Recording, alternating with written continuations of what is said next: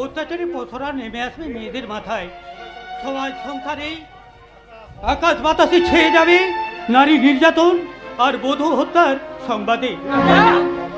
অবলীলাক্রমে চলবে খুন, ধর্ষণ, নৃশংস মর্মান্তিক ঘটনায়।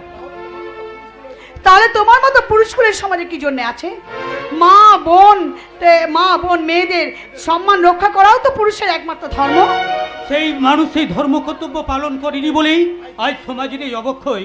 নইলে মাত্র কয়েক হাজার শয়তান এই সারা দেশের সমাজ সংসারকে দূষিত করে চলেছে। আর 125 কোটি নরনারী তাদের অত্যাচারে হাহাকার করে কেঁদে চলেছে। তাদের মধ্যে না আছে প্রতিবাদ, না আছে প্রতিরোধ, আর না আছে প্রতিবাদের নেশা।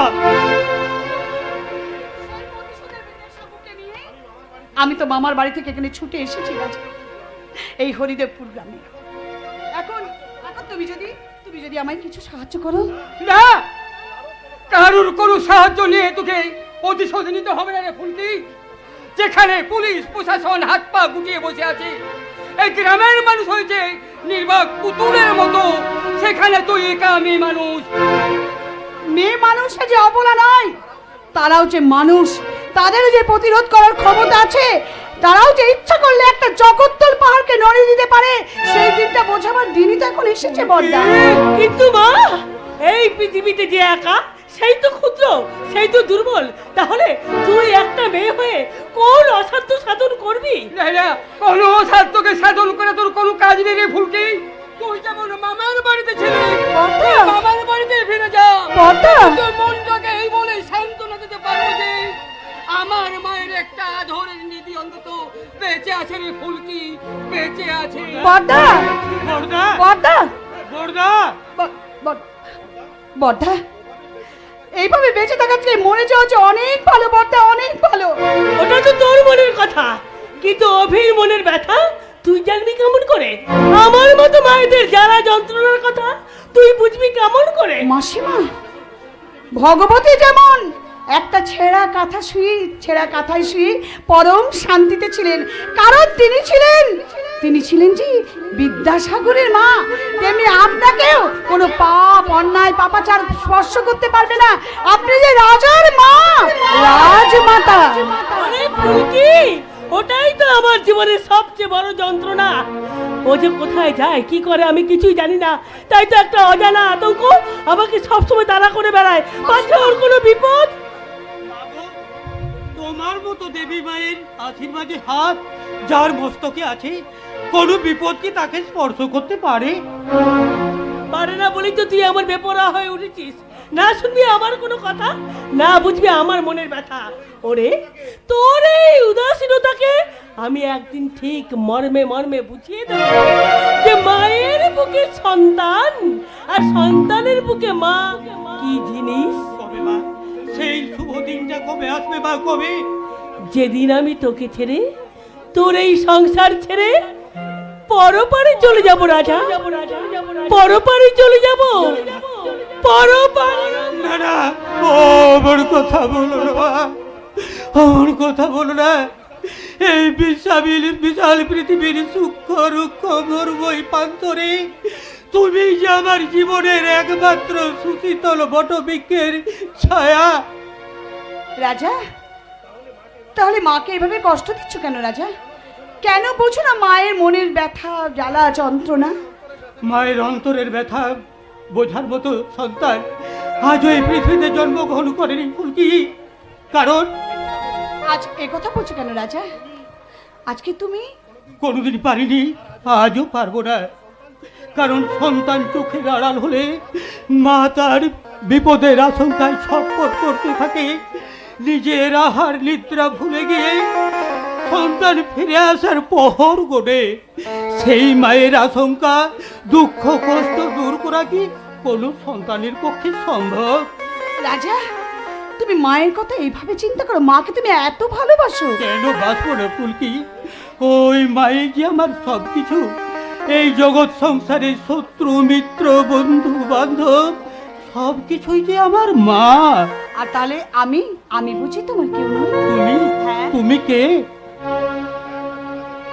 মাত্র কয়েক বছর আগের কথা তুমি ভুলে গেলে রাজা? ছোটবেলায় খেলার ছলে তুমি শাস্তে বর আর আমি শাস্তাম কোণে। তুমি হতে রাজা আর আমি হতাম তোমার মনের রানী। ভুলিনি ফুলকি, সে কথা আজ ভুলিনি। রাজার পাশে রানী ছিল, আছে আর থাকবেও চিরকাল। রাজা আমার রাজা, আমার ফুলকি, আমার স্বপ্ন যে সত্যি হলো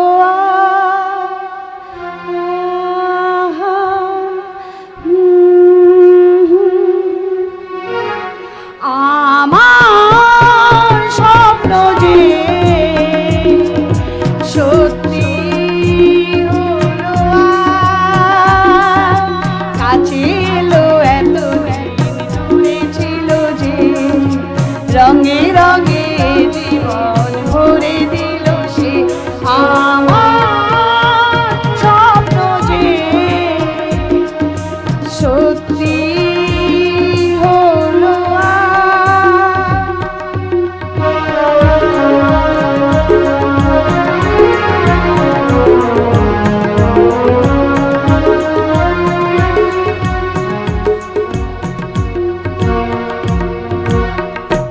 পাখি আর ভ্রমরের ভাষাতে ভরে গেছি শুধু ভালোবাসাতে। পাখি আর ভ্রমরের ভাষাতে ভরে গেছি শুধু ভালোবাসাতে।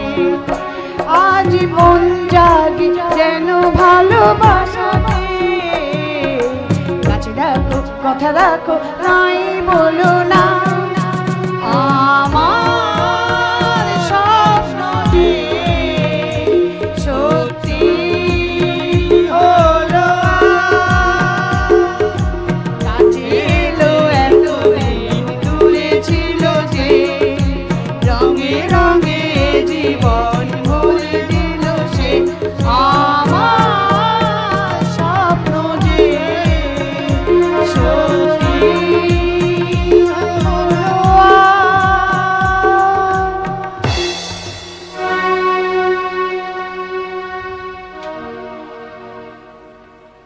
আহ, বন্ধ করো ওই সুরের মূর্ছনা। আমি আর সহ্য করতে পারছি না। আমার সত্য ন্যায় ধর্ম বোঝায় করা তরি আজ পাপ আর ধর্মে পরিপূর্ণ।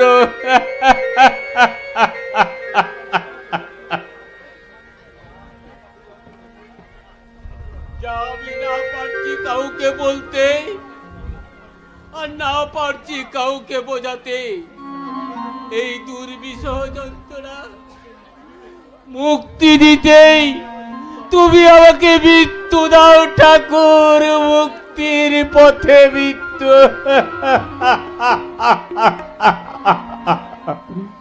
এখন আপনি মরবেন না মাস্টার মশাই, কারণ যমরাজ এখন বড় কর্মব্যস্ত। আপনাকে নিয়ে যাওয়ার সময় এখন তার হাতে নেই। এ কি তুমি? এলাম না, সে থাকতে পারলাম না মাস্টার মশাই। আপনি আমার শিক্ষাগুরু, পিতৃতুল্য, তাই আপনি কেমন আছেন না আছেন সন্তানতুল্য ছাত্র হিসেবে আমার তো দেখা কর্তব্য। এত বড় অন্যায় অধর্ম পাপ করেও এ কথা বলতে তোমার লজ্জা করছে না? না, কেন করে মাস্টার মশাই? চোখের সামনে তো দেখতে পাচ্ছেন কি উচ্চ শৃঙ্খল ছাত্র সমাজ। একদল ডাকার চেয়ে একদল ছাত্র যে আরো বেশি ভয়ঙ্কর, তাদের চেয়ে একটু ভালো ছাত্র বলেই আমি।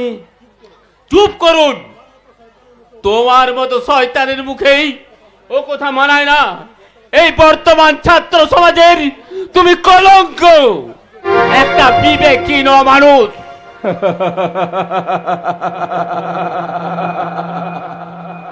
মাস্টার মশাই, কুলো কলঙ্কনী রাধা যদি আমাদের দেবী হতে পারে, তাহলে যে কোনো কলঙ্ককে আমার ভয় কি? আমার তো বৈষ্ণব কবির ভাষায় বলতে ইচ্ছে করছে, তোমার কলঙ্কের হার গলায় পড়িতে সুখ।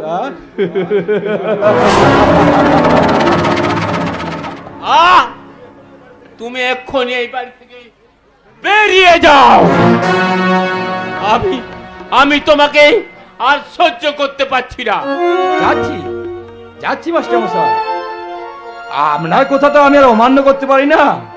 হ্যাঁ, কিন্তু কিন্তু মাস্টারমশাই অর্পিতা কোথায়? তাকে একবার চোখে দেখা দেখে যেতাম। সাগনিক, তুমি কিন্তু অধিকারের সীমা ছাড়িয়ে যাচ্ছ। না না না না না না, অন্য কোনো হয়নি মাস্টারমশাই। আপনি চুপ করে আছেন দেখে আমিও সভ্য ভদ্র শান্ত শিষ্ট ছেলে হয়ে গেছি।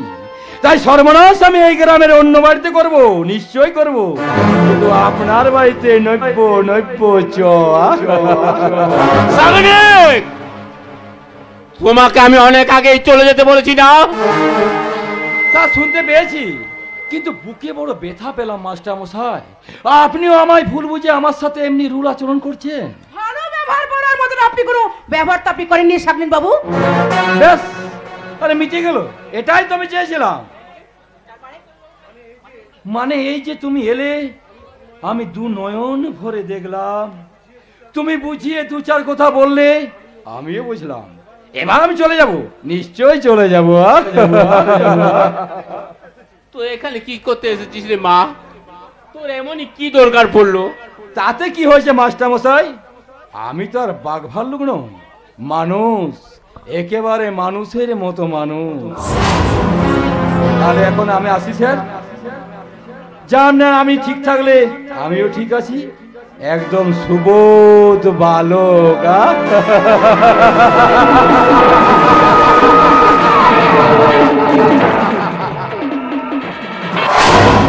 ঠিক ঠিক, একটা জানোয়ার। ও যে জানোয়ার এই গ্রামে সবাই জানে বাবা, কিন্তু ও যে ঠিক থাকার কথাটা বলে গেল, সে কথাটার মানে কি? কি এমন বেঠিক কাজ তুমি করেছো? একটা জানোয়ারের কথা শুনে তুইও কি আমাকে সন্দেহ করছিস যে মা? বাবা না, জানতে চাইছি শুধু এই কথাটা যে ওর মতন একটা জানোয়ার এই কথা বলে গেল, তার কারণটা কি বাবা? তুমি কেন, কোন কাজে তুমি ওর কাছে দায়বদ্ধ বাবা? কোনো কাজ নয় রে মা, কিন্তু শয়তানটা যে কেন এমন কথা বলে গেল সেটাই তো আমি বুঝতে পারছি না। পারছো না নাকি বুঝতে চাইছো না বাবা? অতনু, তোর কথার মধ্যে সন্দেহ সুর। তোমার মতো দেবদুল্য মানুষকে সন্দেহ করার মাতৃ দুগ্ধে বিষ আছে, তার মধ্যে ভাবনার মধ্যে কোনো প্রভেদ নেই বাবা। তাহলে তোরা আজকে এভাবে কথা বলছিস, তোরা কি তোদের বাবাকে চিনিস না? চিনি বাবা, চিনি, তাই তো এই কথা ভাবতে বড় কষ্ট হচ্ছে বাবা। তোমার স্কুলের ভেতর একটা ছাত্রী খুন হয়ে গেল, অথচ তুমি সেই স্কুলের প্রধান শিক্ষক হয়ে বিন্দু বিসর্গ তুমি জানতে পারলে না বাবা? ওর পিতা আমি কার ভয়ে, কোন সে গোপন কারণে তুমি তোমার সত্যবাদী এমএটাকে মিথ্যে করে মৌনব্রত পালন করে চলেছো বাবা? তবে কি একটু আগে যে শয়তানটা বলে গেল, সেও কি তার এই খুনের মধ্যে জড়িত আছে বাবা? যে যার ভয়ে তুমি সেদে গেছো, একবারে মুখ খুলতে পারছো না, বাবা হয়ে গেছে, বলো বাবা বলো। আমি জানি না রে ওর পিতা, আমি কিচ্ছুই জানি না। তোরা তোরা কেউ আমায় কোনো কথা জিজ্ঞাসা করবি না, আমি বলতে পারবো না। তোদের কাছে আমার একটাই অনুরোধ, তোরা আমায় একটু একলা থাকতে দে, একটু একলা থাকতে দে।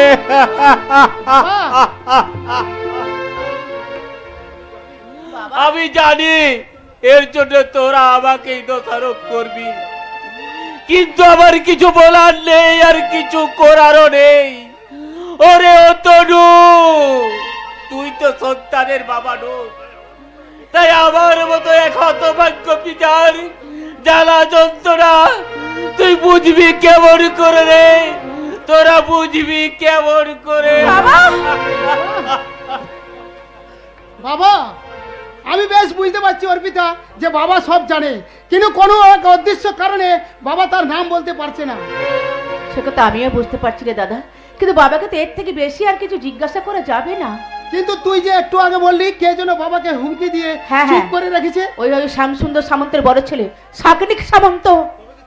বাবাকে চুমকির পকেট খুনি ওই শয়তানটাই, সে নিজে হুমকি দিয়ে চুপ করে রেখে নিজে সাধু সেজে ঘুরে বেড়াতে চাইছে। তাতেই যদি হয় তাতে আমাদের কি যায় আসে বল? তার কোনো প্রমাণপত্র তো আমাদের কাছে নেই। প্রমাণ হাতে নেই বলে কি অপরাধীকে রঘুকর দেখা উচিত নয় অর্পিতা? প্রয়োজনে প্রমাণ সংগ্রহ করতে হবে। তাই তো বুঝলাম, কিন্তু যদি অপরাধী হয় কোনো প্রভাবশালী ব্যক্তি, আর যদি তাই হয় তাহলে আইন প্রশাসন তাদের কাছে যদি মাথা নত করে। বাবা চর্বিতা, এই পৃথিবীতে সব অপরাধী সবাইকে বশ করতে পারে না, আর পারে না বলতে তোমাদের মুখে ফুটে হয়েছে প্রতিবাদের ভাষা। আশা তো অনেক কিছু করি বন্ধু, কিন্তু পারছি কই। আচ্ছা যাক, তুই বল কবে বিদেশ থেকে ফিরলি? গতকাল ফিরে আজই এলাম, মাস্টারের সঙ্গে দেখা হতে। হ্যাঁ রে, মাস্টার মশাই কোথায়, কেমন আছেন তিনি? বাড়িতেই আছে, তবে মানসিক অবস্থা মোটেই ভালো নয়। কেন, কি হয়েছে? কত ছোট্ট সুখের সংসার তোদের। এই সুখের সংসারে আজ অসুখ জড়ো দিয়েছে সুভদা, তাই বাবার সঙ্গে আমরা জ্বালা যন্ত্রণায় সবাই জ্বলছি। কেন, কি হয়েছে সেটা তো বল। কি আর বলবো ভাই, কয়েকদিন আগে এই স্কুল ঘরে চুমকি নামে এক ছাত্রী খুন হয়, যার খুনি আজও ধরা পড়েনি, আর ওই স্কুলের প্রধান শিক্ষক। তাই বুঝতেই পারছিস, শুধু বাবা নয়, আমাদের মধ্যেও কি সাসপেনশন চলছে। হ্যাঁ, আমি সেই ঘটনা শুনেছিলাম, কিন্তু পুলিশ প্রশাসন হাত পা গুটিয়ে বসে আছে, এমন ভাব দেখাচ্ছে যেন এই ঘটনাটা কোনো বিশেষ কোনো ঘটনাই নয়। না, এবার চলতে পারে না, তাহলে তো অপরাধী দ্বিগুণ উৎসাহে সংঘর্ষ করবে, এর প্রতিকার করতে হবে। তাহলে তুই বল কিভাবে বিভৎস নারকীয় যন্ত্রণা থেকে প্রতিকার করার রাস্তা তো তোরই জানা উচিত, তনু, কারণ তুই হলে হরিদেবপুর গ্রামের স্থায়ী বাসিন্দা, আর আমি হলাম বিদেশ থেকে ফেরা এই গ্রামে মাত্র দুদিনের অতিথি। বেশ, তাহলে তুইও শুনে রাখ, সত্য ন্যায় ধর্মের বাণী কণ্ঠে নিয়েই মাস্টার মশাই সত্যব্রত রায়ের ছেলে আমি অতনু রায়, বাবার দেয়া মস্তকে শিক্ষা মস্তকে ধারণ করে সত্যের পথে চলে, ন্যায় নীতি বর্ম পরিধান করে, ধর্মের পথে শানিত খড়গ হাতে নিয়ে এই অন্যায় অধর্ম পাপের বিনাশ আমি করবো। প্রয়োজন হলে ওই ধর্মযুদ্ধে আমি দেবো আমার জীবন আহুতি।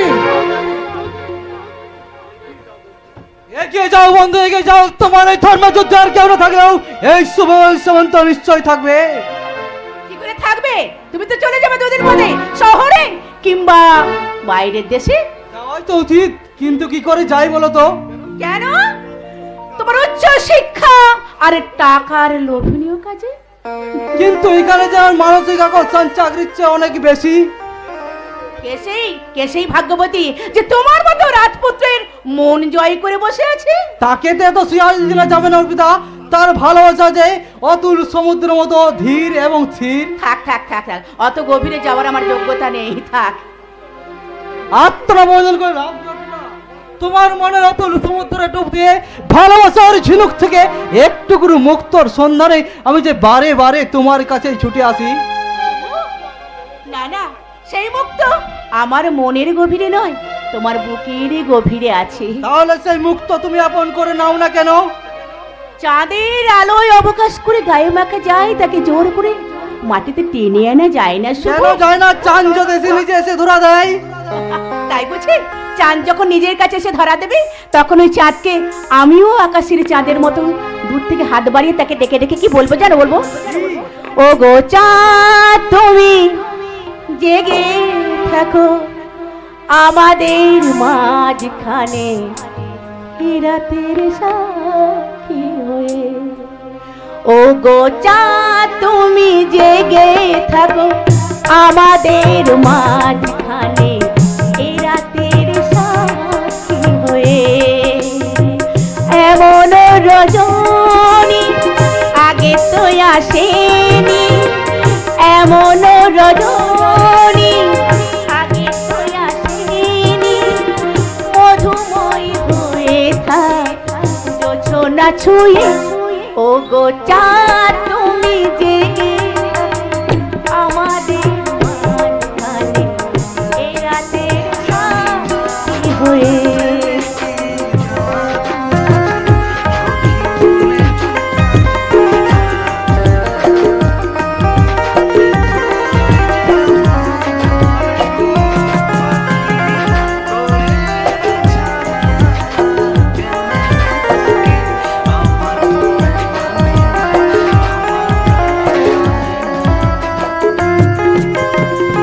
তারাই ভরা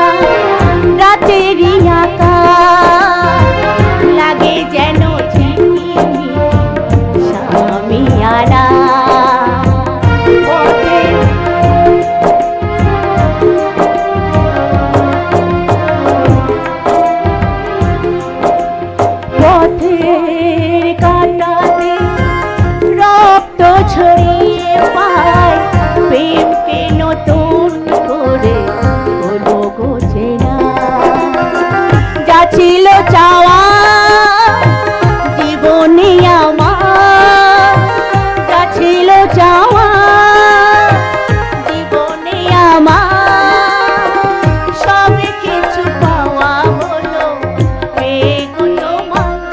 ও গো চাঁদ তুমি জেগে আমাদের মাঝখানে রাতের সাথী হয়ে, ও এ রাতের সাথী হয়ে, ও এ রাতের সাথী হয়ে।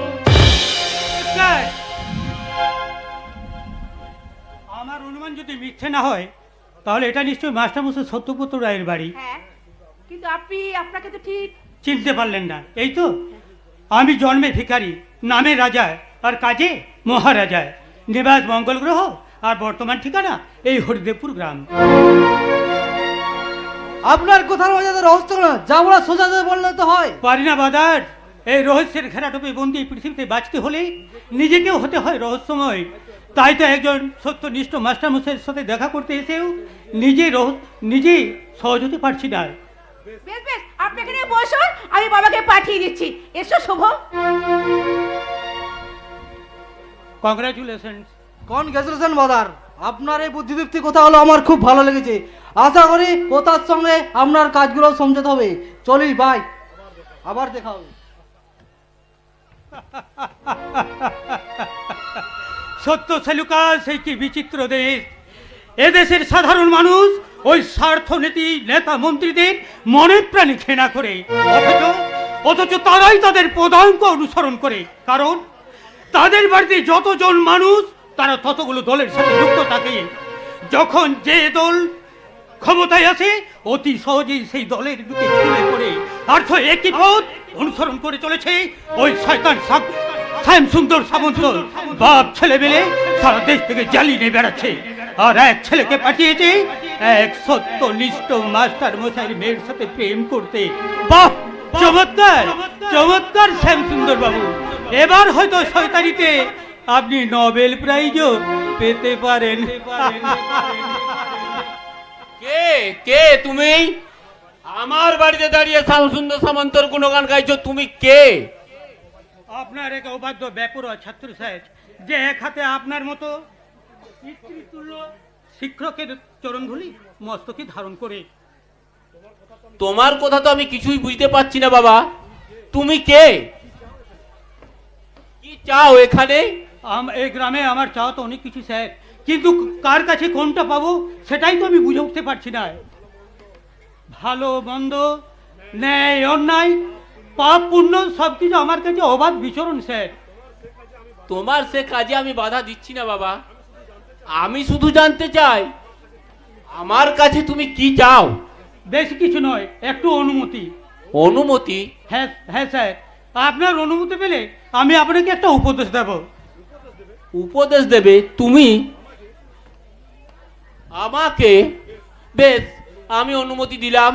স্যার, সত্য ন্যায় ধর্মের জন্য সব কিছু ত্যাগ করা যায়, কিন্তু কোনো কিছুর জন্য সত্য ন্যায় ধর্মকে ত্যাগ করা যায় না। এটা এই কথা নিশ্চয়ই আপনি মানেন। হ্যাঁ হ্যাঁ মানি, নিশ্চয় মানি বাবা। ভগবান শ্রীকৃষ্ণের আদেশে ধর্মপুত্র যুধিষ্ঠির মিথ্যার আশ্রয় নিয়ে ধর্মরাজ্য প্রতিষ্ঠা করেছিলেন, কিন্তু আপনি এক শয়তানের আদেশে আপনি মিথ্যার আশ্রয় নিয়ে কি আপনি করতে চাইছেন? নিজের সংসারকে আর ছেলে মেয়েকে বাঁচাতে। বাঁচবে না, আপনার ওই হাজারো মিথ্যা চাওয়া একটা সত্যকেও আপনি বাঁচাতে পারবেন না। কি বলছো বাবা তুমি?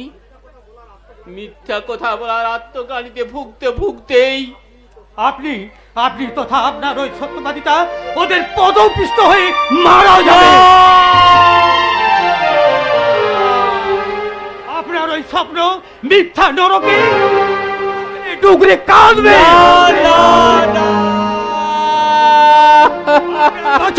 আর আপনার ওই বাঁচার স্বাধীনতাকে ওরা নিলাম বাজারে বিক্রি করে দেবে। আচ্ছা আচ্ছা বাবা, তুমি বলতে পারো দেশে এত মানুষ রইতে ওরা কেন আবার উপরে চড়াও করছে? দেশে কোটি কোটি মানুষ থাকতেও যে কারণে মা মনসা চাঁদ সৌদাগরের হাতে পুজো নিতে চেয়েছিল? ও ভগবান, তুমি বলে দাও আমি এখন কি করব। আপনার এই প্রশ্নের উত্তর ভগবানেরও জানা নেই স্যার, কারণ আপনার ওই নীরবতায় শয়তানরা জেনে গেছে যে আপনার স্বাধীনতা নিয়ে খেলা করা কত সহজ। তুমি এই বলে দাও বাবা, কি করলে আমি এই দুর্বিষহ যন্ত্রণা থেকে মুক্তি পাবো? সব বিপদকে তুচ্ছ করে মাথা উঁচু করে দাঁড়ান, সত্যের ছুরিতে মিথ্যাকে কুচি কুচি করে কেটে নিজের লক্ষ্যে এগিয়ে যান। তাতে যদি আপনি নিজে বাঁচতে আর সকলকে বাঁচাতে না পারলেও আপনার যদি মৃত্যু হয়, সেই মৃত্যু হবে অনেক গৌরবের মাস্টার মশাই, অনেক গৌরবের। তবে তাই হোক বাবা, সত্যের রক্ষাকারী হয়ে আমি সমস্ত ন্যায় অন্যায় পাপকে পায়ের জীবন মৃত্যুকে ভীত করেই মাথা থেকে ঝেড়ে ফেলে দিয়েই বলবো, ভগবান শ্রীকৃষ্ণের সেই অমৃত ভয়াবহ বাণী, যদা যদা হি ধর্মস্য গ্লানি ভবতি ভারত অভ্যুত্থানমধর্মস্য তদাত্মাং সৃজাম্যহম পরিত্রাণায় সাধুনাং বিনাশায় চ দুষ্কৃতাম ধর্ম সংস্থাপনার্থায় সম্ভবামি যুগে যুগে।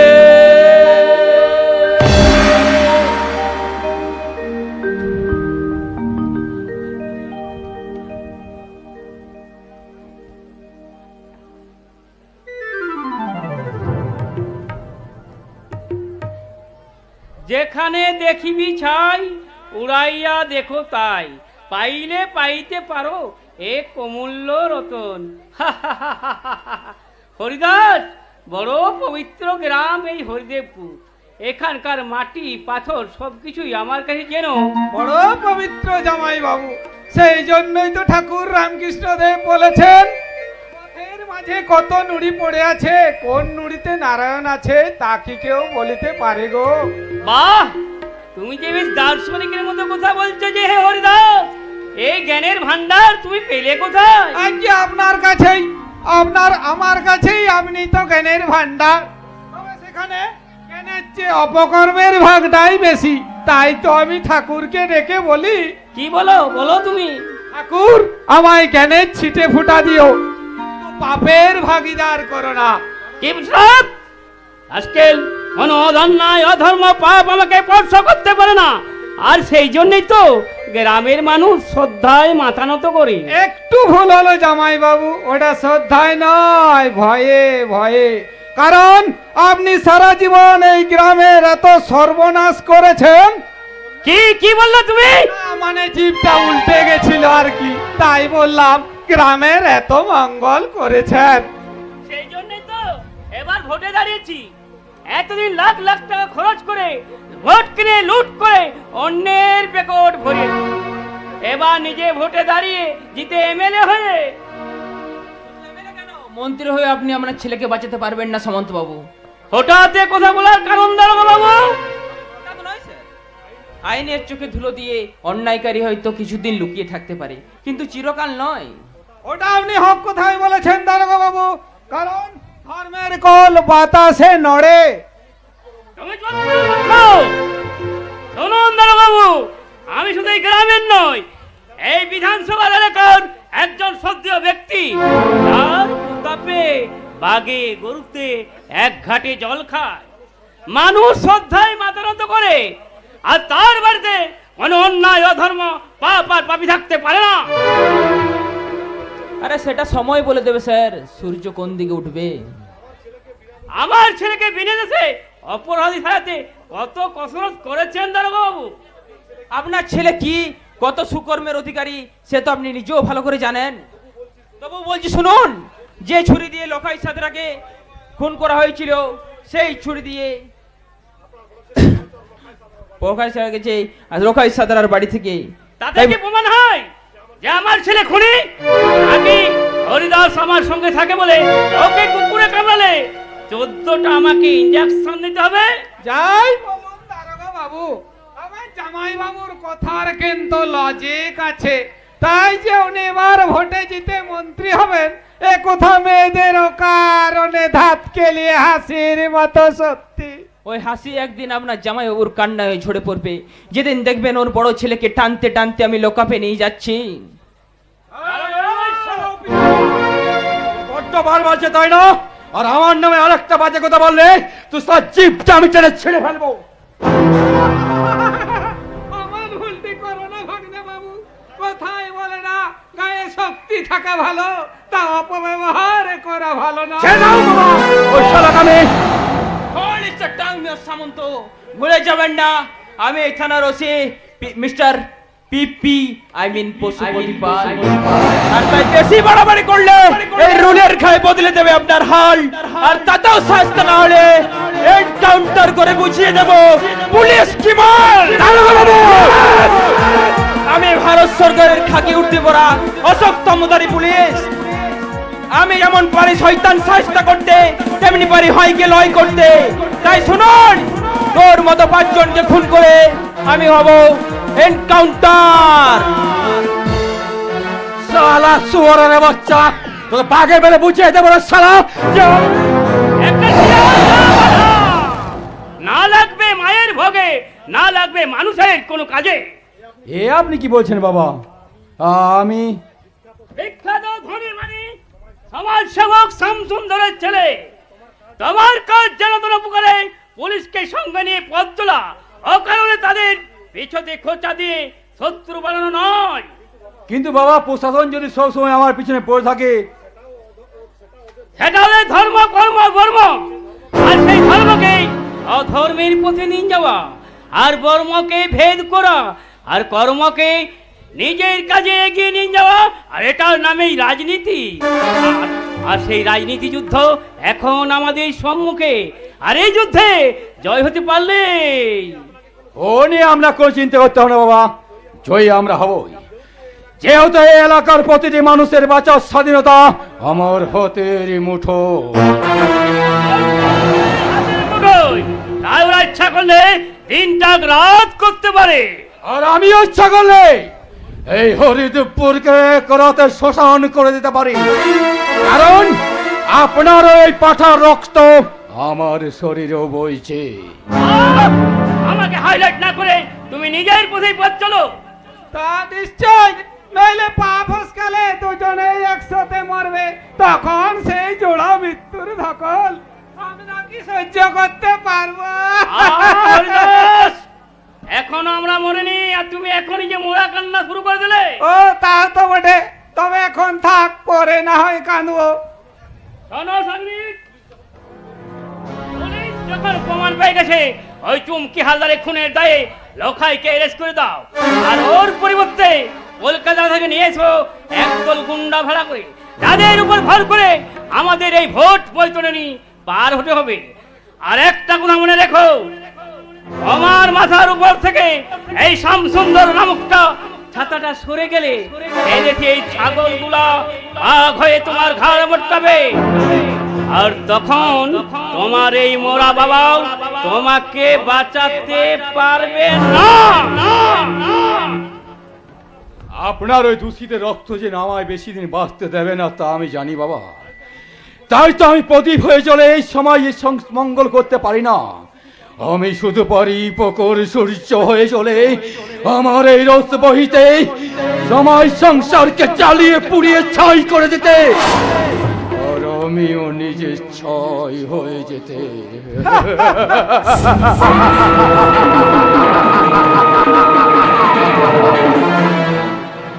এটা অবশ্য মন্দ চিন্তা নয় ভাগ্নে, একসঙ্গে সব লেঠাই চুকে যাবে, কোনো টেনশনই রইল না।